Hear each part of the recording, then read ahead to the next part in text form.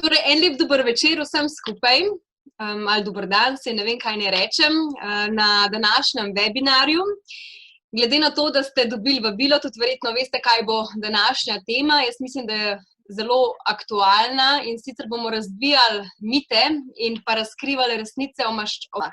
Jaz mislim, da so maščobe nekako neka taka pereča tema, ker se jih konec koncev zaradi vsega zastraševanja preteklosti, ko so nekako nas svarili pred tem, da ne smemo zaužiti preveč maščob in tako naprej, da se jih pač bojimo. Zato se je današnja predavateljica, Mojca Perkova, magistra farmacevtskih znanosti, odločila, da bo pripravila eno tako poglobljeno predavanje na to teme, katere maščobe so zdrave in katere ne, da se bomo pač naučili, kaj naše telo potrebuje, in seveda bomo kot vedno podprli to tudi z kalevitinimi izdelki, torej kje v kalevitinih izdelkih lahko najdemo pomembne esencialne maščobe in pa kaj je to, kar naše telo nasploh potrebuje. Skratka, zdaj bi pa jaz kar predala naši današnji gosti. Hvala lepa, Maja. Zdravljeni, dobrodošli. Zelo sem se veselila, da se danes zopet srečamo. Upam, da tudi vi, da bomo imeli en čudovit webinar, eno zopet super druženje. In danes so na vrsti maščobe.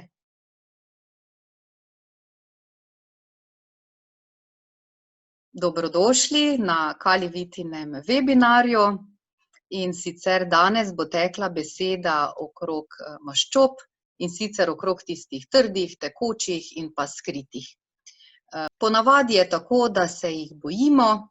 Maščobe namreč po naših prepričanjih redijo oziroma verjamemo, da so vzrok za nastanek holesterola. Dejansko pa gre pri maščobah za bolj širok pojem.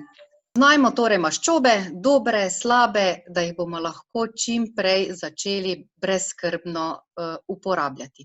Torej, maščobe v prehrani uvrščamo med makrohranila, enako kot beljakovine in ogljikove hidrate, in predstavljajo zelo pomemben vir energije. Namreč imajo zelo visoko energijsko vrednost in sicer gram maščobe sprosti kar 9 kilokalorij, kar je več kot dvakrat toliko kot gram ogljikovih hidratov ali pa beljakovin. Nekatere maščobe, ki jih bomo danes tudi spoznali, so esencialne, to pomeni, da jih je nujno potrebno zaužiti s prehrano ali pa z dodatki k prehrani. Tako vemo, da imajo maščobe zelo različen vpliv na zdravje, zato je poleg skupne količine zaužitih maščob tudi zelo pomembno, kakšne maščobe uživamo in katere izbiramo.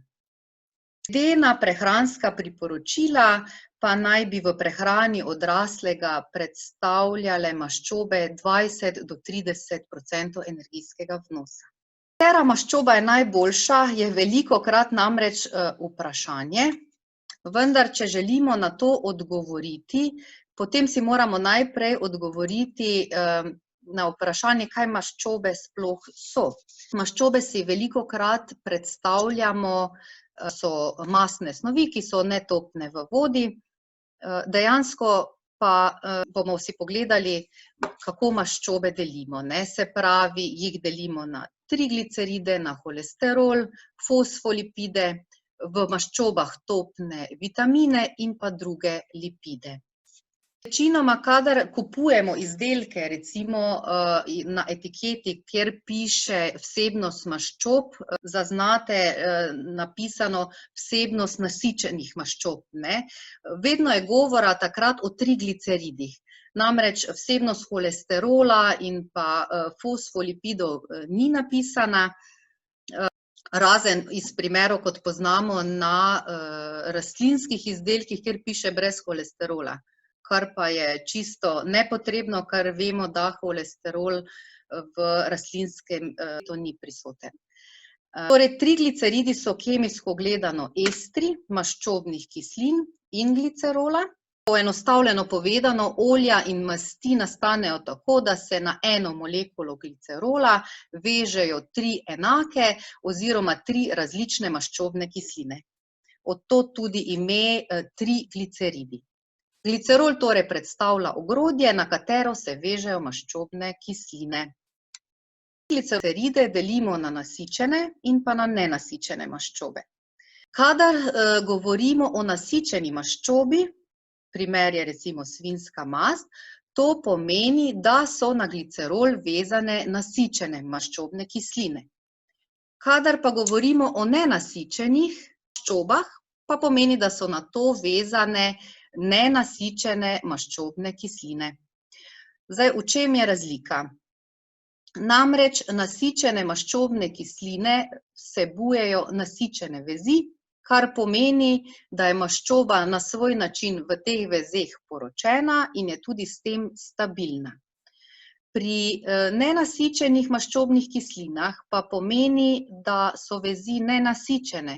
To pomeni, da so lahko zelo aktivne v iskanju svojega partnerja in s tem reaktivne in posledično nestabilne. Torej imajo veliko tendenco, da vstopajo v povezavo z okoljem.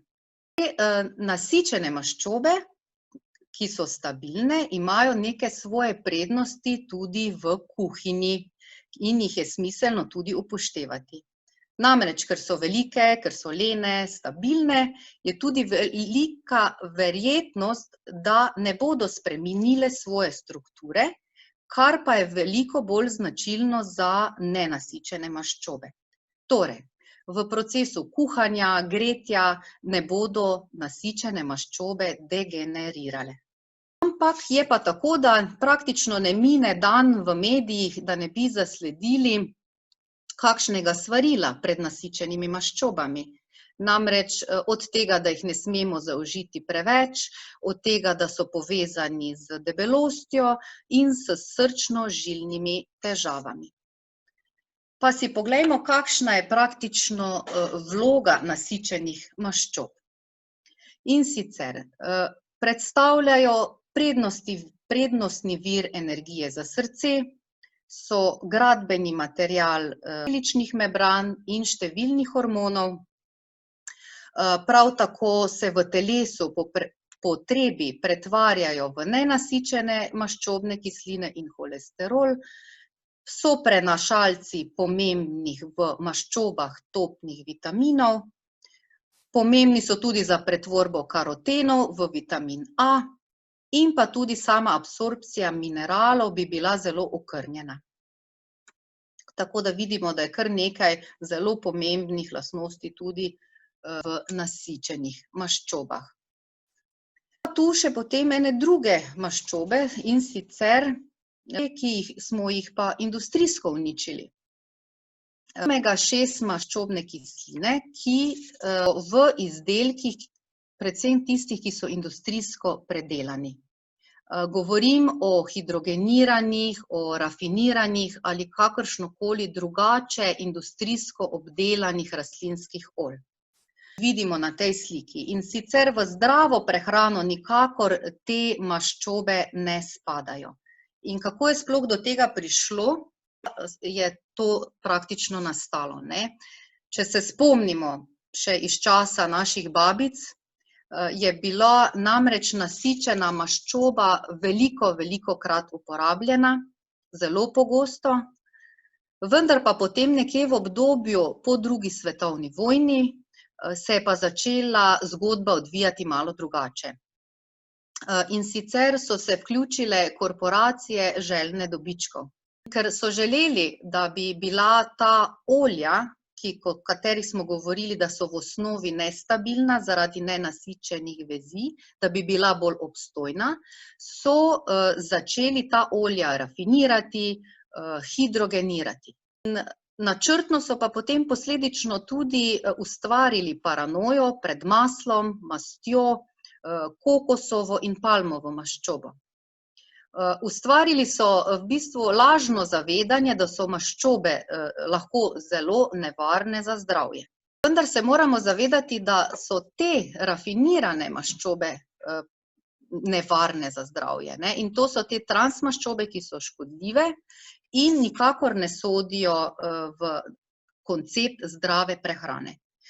Kaj lahko naredimo? Naredimo lahko to, da se zavestno odločimo, da te hrane uživamo res minimalno. Jaz razumem, vsi smo nekako rastemo v tem okolju, vse povsod se nam ta hrana ponuja, industrija je tudi tako nastavljena, da pravi takšne izdelke, ki prav vabijo in nas spodbujajo k temu, da bi zaužili te hrane še več, ne, to je to. Tako da teh transmaščob definitivno se ne priporoča. Pa bom tudi v kasnejšem delu povedala, kako to deluje v našem telesu. Tako da zasluge za slabo stanje ožilja in srca v današnjem svetu več raziskovalcev pripisuje hrani. Prvič, s prenizko vsebnostjo dobrih maščob, premalo zelenjave in sadja, in pa preveč ravno omenjenih predelanih ogljikovih hidratov in preveč degeneriranih maščob. In vedno več je namreč govora v smeri, da našim žilam in srcu škodi ne preveč določenih maščob, ampak predvsem premalo dobrih. No, tu pa bom zdaj malo predstavila, kaj zdaj pomenijo te naše dobre omega-3 maščobe za naše zdravje. Glavni pomeni, izpostavila bom 3 glavne pomene omega-3 maščobnih kislin. In sicer v prvi vrsti so omega-3 gradbeni element celičnih membran. In sicer zunanje celične membrane, jedrne membrane in membrane mitohondrijev. To pomeni, da odločajo o fizioloških lastnostih celičnih membran. Se pravi, če mi v telo vnašamo veliko kakovostne maščobe ali pa nekakovostne maščobe, bo to vplivalo na naše membrane in delovanje naših celic. Se pravi, če bomo uživali ogromno nasičenih maščob, potem bo membrana malenkost bolj toga, malo bolj neprožna, takšne, kot so tudi same maščobe. Če bomo pa vgradili veliko omega-3 nenasičenih maščob, ki so pa bolj zavite, zavzemajo več prostora in so bolj zračne, bojo posledično tudi naše membrane bolj zračne in fluidne, kar je seveda pozitivno in kar si želimo. In zdaj bom pa še omenila, kaj se pa zgodi, če vnašamo v telo transmaščobe. Takšne maščobe so namreč, se vgradijo v membrano kot plastika. Se pravi, izgubijo svojo funkcijo in s tem ogrožajo zdravje celice, tkiv in na koncu koncev celotnega telesa. Tako kot vpliva na membrano, tako vpliva tudi na komunikacijo. In sicer na komunikacijo znotraj same celice in pa na komunikacijo tudi med samimi celicami.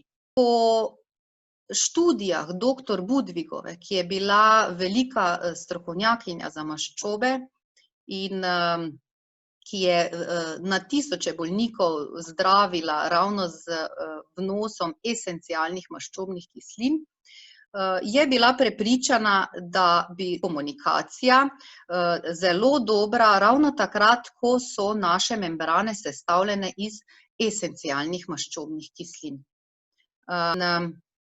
Da jih te transmaščobe dobesedno zavirajo in na svoj način ubijajo, ne.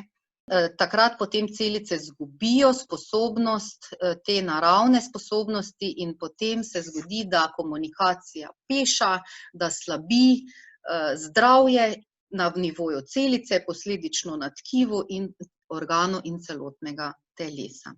Omege pa so seveda še zelo pomembne, ker vplivajo na določene procese. In sicer uravnavajo proizvodnjo inzulina, uravnavajo vnetja v telesu, krvni pritisk in pa tonus gladkih mišic. Tako pa delujejo kot antioksidanti. To pomeni, če jih nimamo dovolj, tvegamo razvoj številnih vnetij in obolenj.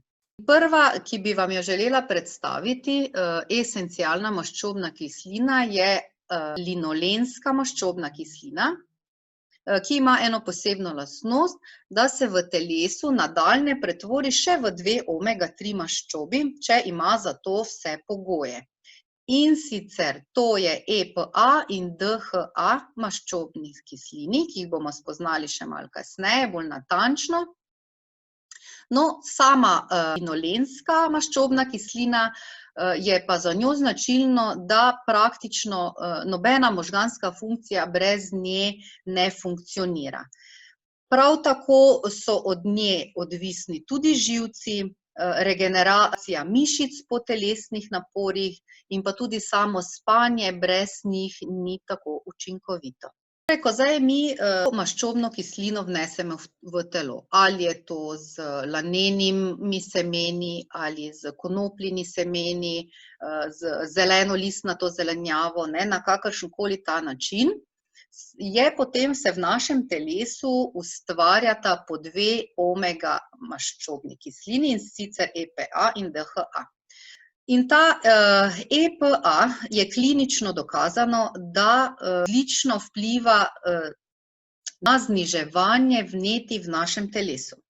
Kar se vemo, da je to osnova, da so ta vnetja čim bolj umirjena oziroma da jih ni.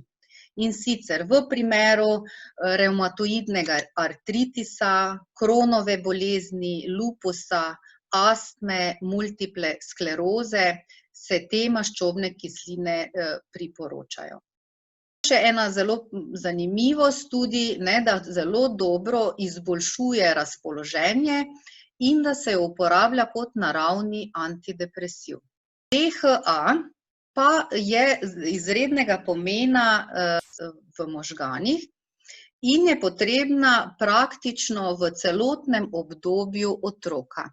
In sicer je že nujna v času nosečnosti, da je prisotna v obdobju dojenja in tudi kot dodatek k prehrani otrok, ki se ne dojijo. Zanimivo je, da kadar ta maščobna kislina manjka v času nosečnosti, lahko ima to kar močen vpliv tudi na mamice in lahko izzove poporodno depresijo.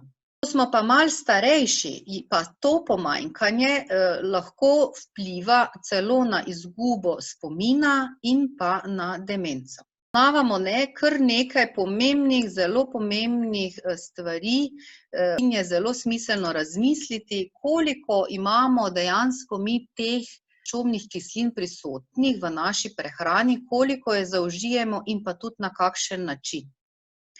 Če v prehrani malo prevetrimo, recimo koliko pojemo recimo oreščkov oziroma spijemo njihova olja. Potem so tu tudi semena in njihova olja, koliko je to v naši prehrani prisotno. Kar se tiče zelene listnate zelenjave, verjamem, da smo vsi kar dobri, da to je nekako od solate, špinače, brokoli, brstični ohrovt in pa peteršilj, vodna kreša ali pa navadni tolščak. To je v bistvu vrtni plevel. Pa sadje, recimo avokado je dober vir, jagode in maline. Kar se pa tiče mesa, jajc in mleka, je pa tu ena zelo pomembna zadeva, namreč če uživamo to prehrano, je pomembno, da je to hrana pašnih živali, in sicer ekološke reje, ker se ta živali prehranjujejo z hrano, ki vsebuje maščobne kisline in tako prehaja potem v meso, jajca in mleko. Namreč, če mi uživamo meso, se pravi, ki ni pašna, potem tudi razmerje omega-3 ni primerno. Je razmerje med omega-3 in 6 1:2, kar je dobro, medtem ko, kar je pa večinoma na trgu dosegljivo, so pa te razmere 1:6 ali pa celo dosti več. In to razmerje je potem porušeno. Pomembno je, da je razmerje med omega-3 in omega-6 pravilno. Takrat smo mi na varni strani. V naslednjem slajdu si bomo pogledali še vsebnost EPA in DHA, se pravi, se pa nahaja v ribah, školjkah, in sicer zakaj? Zato, ker prehajajo te maščobne kisline preko fitoplanktona, s katerim se ribe prehranjujejo. Namreč fitoplankton skladišči energijo, enako kot semena na kopnem. Svetlobo lahko fitoplankton izkoristi tudi do 3-krat učinkovitejše od mnogo drugih rastlin. Tako da potem najdemo še EPA in DHA tudi v kloreli, v spirulini, klamatski algi in pa tudi v ribi sladkih voda, se pravi v postrvi. Omenila bi mogoče, da snova iz ala v T2 je pogojena z pogojem, da v telesu ni prisotno preveč omega-6 maščob. Se pravi, če mi uživamo kvalitetno, recimo ala maščobno kislino zraven, pa nekvalitetno hrano, si ne bomo naredili kaj dosti dobrega, ker telo ne bo imelo materiala oziroma bo zavrto, da bi te 2 omegi varilo. Tako da tu so stvari kar malo povezane in boste videli, da vse teži k zdravi prehrani in nikakor ne vključuje nobenih transmaščob ali kakršnihkoli drugih predelanih živil, če želimo res narediti najboljše za naše zdravje. Omega-3 maščobe so namreč zelo občutljive vsem na oksidacijo, tako da tudi ko uporabljamo, moramo biti tudi zelo pozorni, kako hrano pripravljamo. Se pravi, bomo jedli semena, je smiselno, da jih če jih bomo mleli, meljemo tik pred uporabo, ker drugače nam bodo oksidirala. To, kar že v trgovini prodajajo za mleto, ni uporabno z tega vidika. Tako da, če že meljete, je to doma in pred uporabo. Kar se tiče recimo zrnja semen na kruhu ali pecivu, tu je malo vprašljiva vrednost z vidika omega-3 maščob, zaradi tega, ker se to vse peče na visokih temperaturah in te maščobe niso stabilne, to preživele. Če sami pečemo orehe, velika noč in podobne sladice, naj tudi bo to praženje bolj nežno, kratko, da ne bomo izgubili teh čudovitih snovi, zaradi katerih načeloma uživamo zdravo prehrano. Pa sploh recimo pečenje rib in mesa. V tem primeru uporabljajmo nižjo temperaturo, še boljše pa je, če je možno, da se navadimo, da jemo te čim več kuhane in dušene hrane. Tako bomo zagotovili bolj varno uporabo. Če je le možna v surovem stanju, ne moramo pri vseh, ampak tam, kjer je možna, ne pečimo, ampak določene stvari zaužijemo v naravnem surovem stanju, kot so semena, oreščki, sadje, zelenjava.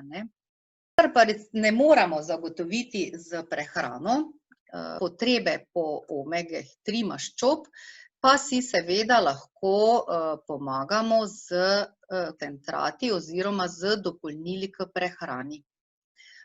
Kalivita nam tukaj nudi 2 izdelka, omega-3 koncentrat in chewable omega-3. V obeh embalažah je po 100 kapsul, sicer omega je pridobljena z molekularno destilacijo iz dragocenega ribjega olja.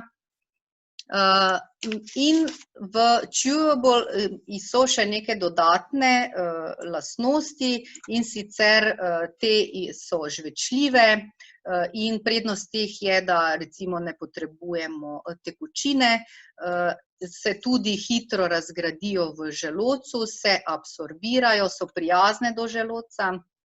Drugače pa, če bomo pogledali na naslednjem slajdu, pa vsebnost ribjega olja enaka. V eni kapsuli in eni in drugi je 180 mg EPA-ja in 120 mg DHA-ja. Kako po kalivitinih priporočilih sebi naj uživale 3 kapsule naenkrat, da zagotovimo tisto osnovno koncentracijo, ki jo potrebujemo. Priporoča pa se vsem osebam, ki imajo pomanjkanje te omege 3. Medtem ko te chewable priporočajo osebam, ki recimo ne marajo klasičnih tablet ali pa imajo težave pri požiranju.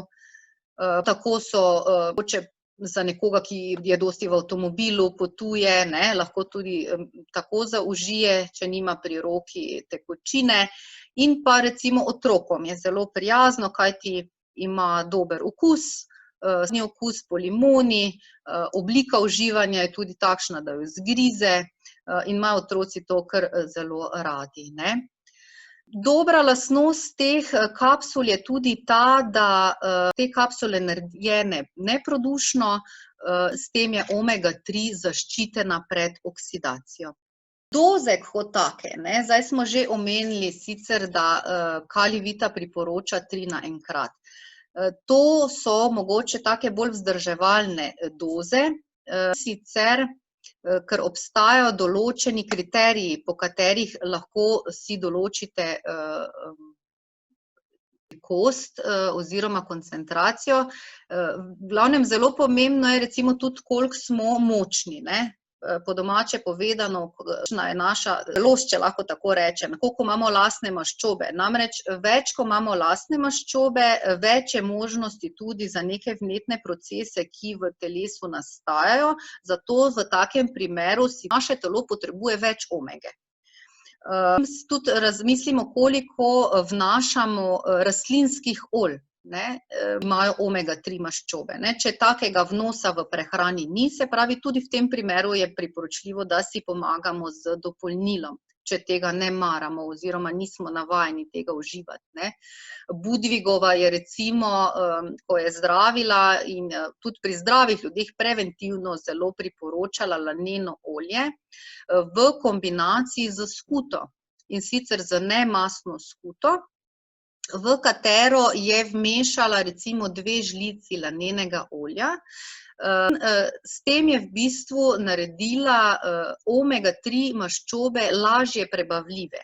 Se pravi, v kombinaciji laneno olje z skuto je potem postalo lahko prebavljivo in se na ta način so se naravno recimo vnašale, se lahko vnašajo omega 3. Je pa res, da je specifičnega okusa in ribice in to, tako da vsi tega res, verjamem, ne marajo in je potem smiselno razmisliti o določenih dodatkih, telo pa to rabi. Tako da te doze so nekako na svoj način, je treba malo prilagoditi glede na posameznika, kako živi, kakšno kvalitetno hrano je. Namreč, če nekdo tudi, kot še enkrat poudarjam, če je slabo prehrano, bo si enostavno omega 3, tudi če jo bo vnašal, dobesedno uničil z vnosom slabih transmaščob ali pa z preveliko količino omega 6 maščob. Takrat nimamo pogojev, da se te vgradijo tako, kot bi si mi želeli. In omega se priporoča pri boleznih srca in ožilja, pri težavah s krvnim tlakom, za nosečnice in otroci v razvoju smo že omenili. Prav tako podpora pri dietah, kakšnih shujševalnih, je absolutno zaželena, bodo stvari lažje stekle. Prav tako podpora za oči in pa živčnega sistema. Omega 6, tako da velikokrat slišimo dosti negativnih stvari o njej. Vendar, kadar se govori negativno, to ni govora o živilih, ki so ekološko naravna in nepregreta. Namreč te imajo za telo koristne učinke.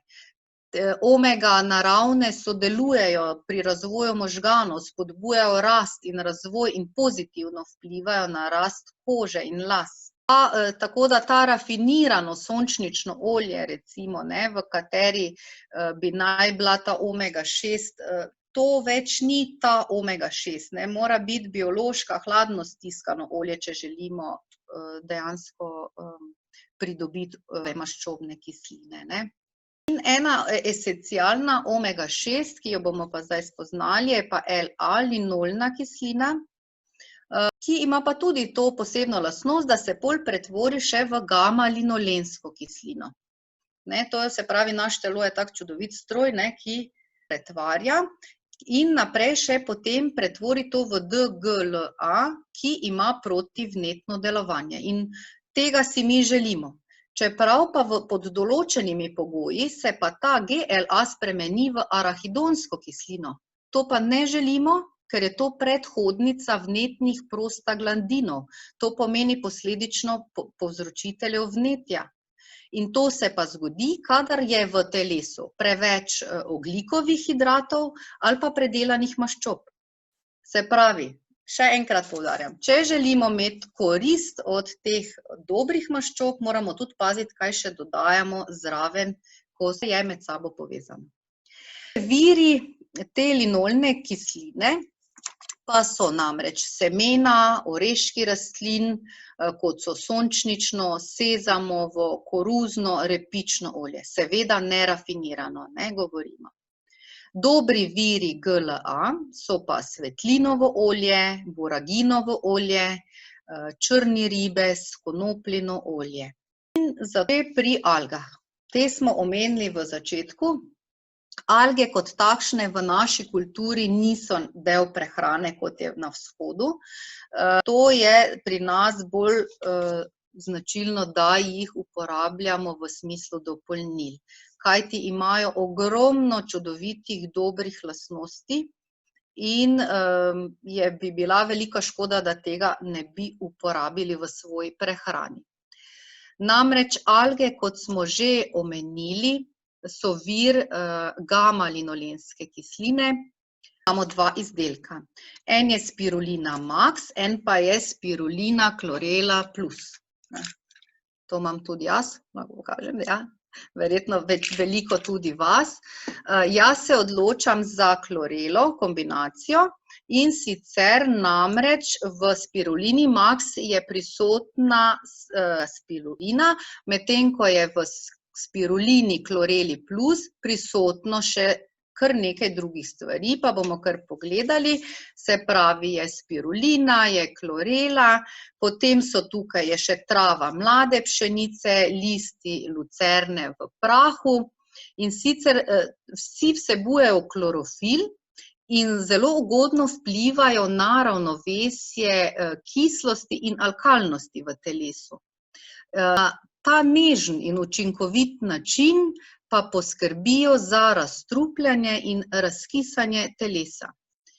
Se pravi, zraven omege imamo še te dodatne čudovite učinke. Dodana je še potem, poglejmo, likopen pa lutein.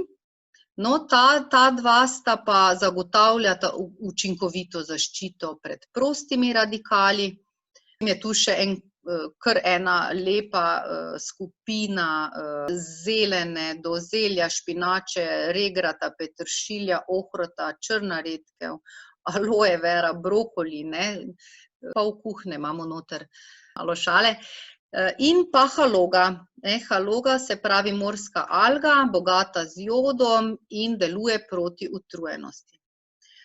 Izdelki z algami so tudi zelo, zelo priporočljivi za vegetarijance, vegane, kajti namreč so veliko, imajo dobrih, lahko prebavljivih beljakovin, vsebujejo vitamin B, tudi B12, ki ga skoraj ne najdemo v rastlinah, ne. Tako da je velik spekter dobrih lastnosti, se pravi alg. Naslednji izdelek, ki si ga bomo pogledali, je pa Evening Primrose Oil, ki vsebuje svetlinovo olje. To je nočna frajla, ki cveti ponoči, zato ima tudi tako lepo ime, in je polna LA in GLA maščobnih kislin. Te se predvsem priporočajo za ohranjanje zdravja kože, za zdravje povrhnjice, vezivnih tkiv. Pravi, podpira lepoto, poskrbi za proznost kože od znotraj. In kaj še bi lahko povedala, da recimo je pa ženske uporabljamo ta Primrose Oil tudi za nego kože.